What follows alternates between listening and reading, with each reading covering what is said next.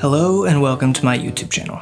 Today is all about getting rid of muted strings and that really annoying string buzz that happens sometimes. Whether you're a beginner or you've been playing for a while, I promise this video will have a tip or maybe even two for everyone. Before we get started, you might be wondering how fast you're going to be able to incorporate what we're about to learn into your own playing. Or, for more advanced players, if it's even worth focusing on something as trivial as how to press the strings. These are valid points and we'll cover everything and more.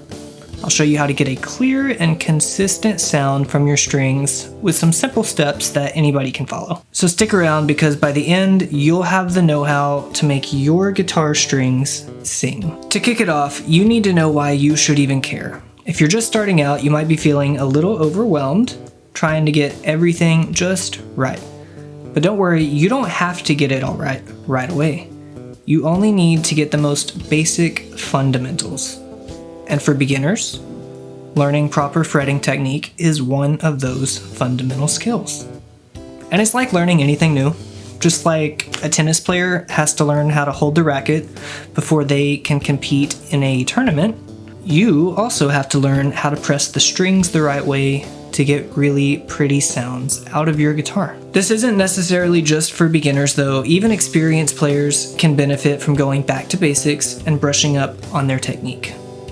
Good fretboard technique can make a huge difference in the quality of sound you produce, no matter how long you've been playing. And if you are a beginner, just remember, everyone has to start somewhere. Even the best guitar players in the world were in your shoes at one time too.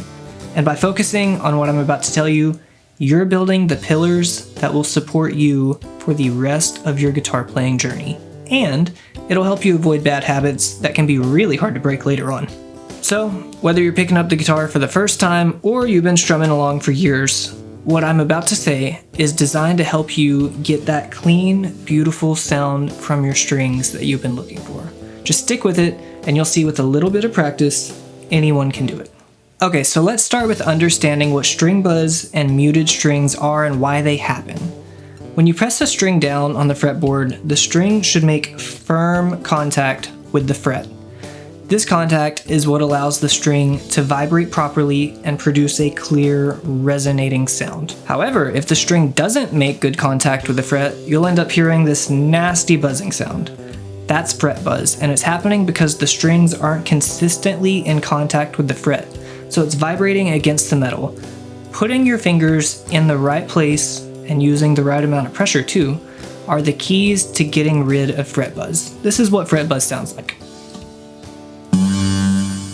Another common problem instead of buzzy strings is muted strings, and this happens when your finger sits directly on top of the fret instead of sitting right behind it.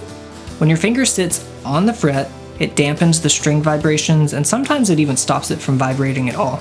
And that makes a muffled or muted sound, like this. First, let's look at where to place your fingers. When you press down on a string, you should aim just behind the fret, not directly on top of it, but also not too far back. I wouldn't recommend going more than halfway in the fret towards the direction of the headstock.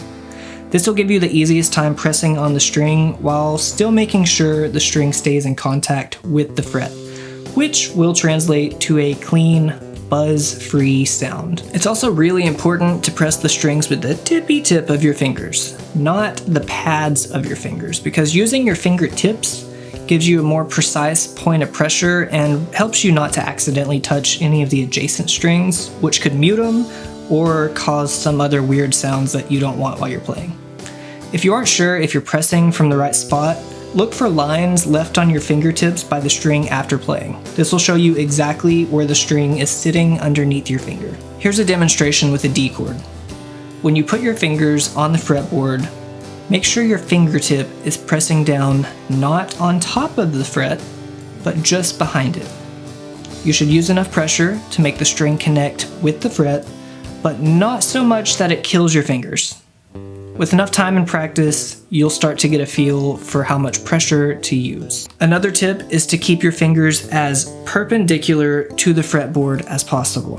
This minimizes the area of contact between your fingers and the strings and lowers the chance of accidentally muting any other strings from your fingers hanging over and touching them.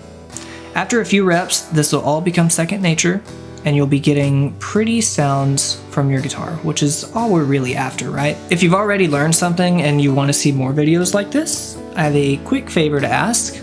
Please hit the subscribe button and maybe even give the video a thumbs up. Your support really helps this channel grow, and it allows me to keep giving you content like this. So don't forget to like, subscribe, comment, do the YouTube stuff. Anyways, let's get back to it. So we're after pretty sounds, but how soon can we expect to hear these pretty sounds? Well, here's the good news. You'll start noticing improvements almost immediately. By putting your fingers in the right place and pressing with enough pressure, you'll hear a better, cleaner sound from your guitar right away. But here's the not so good news. Your finger strength also plays a big role in getting consistent results. You might find that your fingers get tired pretty quickly, or that you can't press the strings down hard enough just yet. And this is totally normal, and you can improve it with regular practice. Think of it like going to the gym. You wouldn't expect to squat 400 pounds on your first day because you haven't built your leg muscles yet. Playing guitar is exactly the same. Your hand and finger muscles need time and reps to build up the strength and dexterity needed. For some guitar players, especially beginners, it could take 2 or 3 weeks of practice to build up the strength needed to press the strings. But don't worry, with a little bit of practice, you'll notice your fingers getting stronger. A good practice routine for most beginners is to play 5 or 10 minutes a day for 3 or 4 days out of the week. And the more spaced out the days are, the better. For example, Monday, Wednesday, Friday, maybe Saturday. That'd be a good practice routine. Basically, as long as you don't have more than 1 day off between practicing, you'll be good.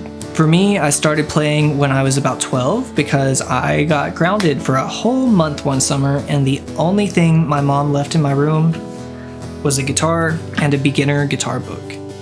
The first week or two that I played sounded really bad. I couldn't hold the strings for more than a few seconds, and when I did get a sound, it was usually too buzzy to even know what note I was trying to play. But by the end of that month, I could mostly play through a couple Johnny Cash songs, which are really good songs for beginners to learn, by the way.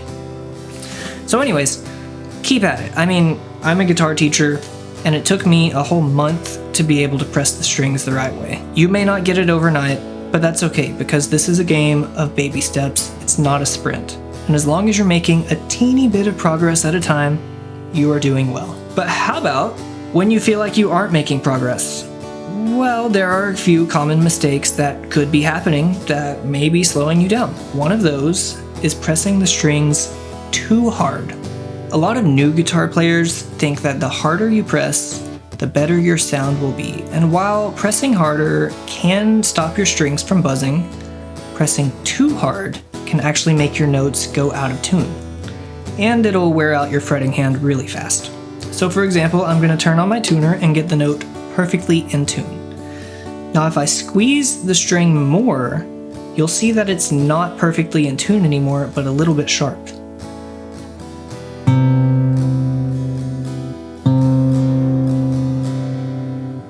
On the other hand, pressing too softly is another common mistake, but we've already covered that. Another one that we briefly touched on already is having your fingers too far away from the fret. The farther away you press from the fret, the harder it's going to be to get a clear note. If I put my fingers way back here and try to play, it'll buzz. But the closer up I get to the fret, the more the buzzing goes away. And finally, if you've done everything else right but still can't get a good sound, double check that you're using the tip of your finger instead of the pad of your finger. Your fingertip isn't as soft as the pad, so more pressure gets transferred to the string when you use this part of your finger instead of this part. If I play a little bit, you'll be able to see the lines where my fingertips are connecting with the string.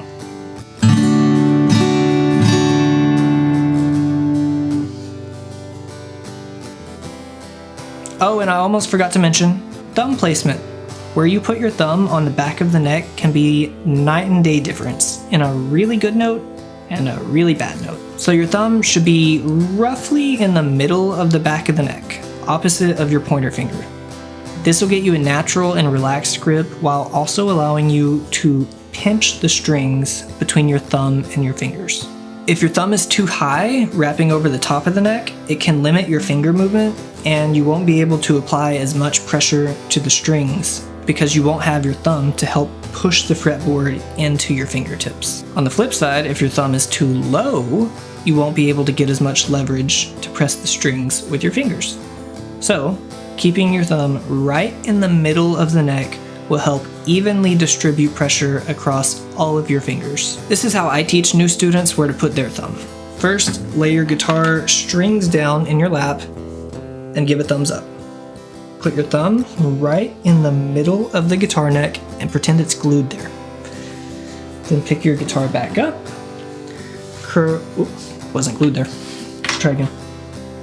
Pick your guitar back up and curl your fingers to where your pointer finger is pointing at your thumb through the neck. It's also worth mentioning sometimes you might see guitarists with their thumb hanging over the top like this, or maybe even grabbing strings. This is a handy technique to have, but I would advise against it until you get used to the standard grip. Before we wrap it up, I'd just like to remind you that questions and comments are always welcome. If you're not sure about anything we covered today, or if you have any other questions about playing guitar, leave it below in the comments and I will do my best to respond as fast as possible. We all learn from each other, and your questions help others who might run into the same issues. So don't hesitate to ask any questions, or maybe even share your own tips and experiences. And again, if you found this helpful, subscribe, like, and let me know. I'd love to hear about your progress and any improvements you've seen in your playing. Your feedback motivates and inspires me to keep making more videos like this. And as always, thank you for watching.